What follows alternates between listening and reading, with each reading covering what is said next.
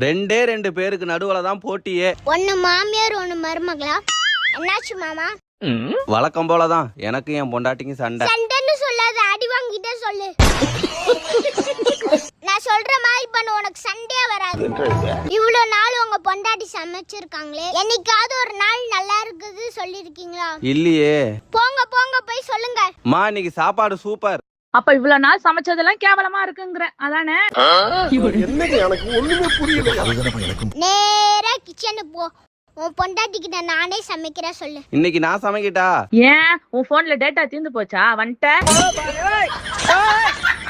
இந்த பொண்ணுவே சம்பள நாள் அன்னைக்கு கொஞ்சமாவது சந்தோஷமா இருப்பா. அப்ப போய் சமாதானம் பண்ணு போ. சம்பள காசு வந்துருச்சு, உங்களுக்கு அனுப்பிவிட்டேன் பாருங்க. என்ன சம்பளத்துல 10 ரூபா கம்மியா இருக்கு? மளிகை கடைக்காரனுக்குலாம் யாருல கொடுப்பா? மடையா மடையா. போ, அந்த 10 ரூபா என்னாச்சுன்னு கேட்டு வா போ. ஐயோ என்ன இப்படி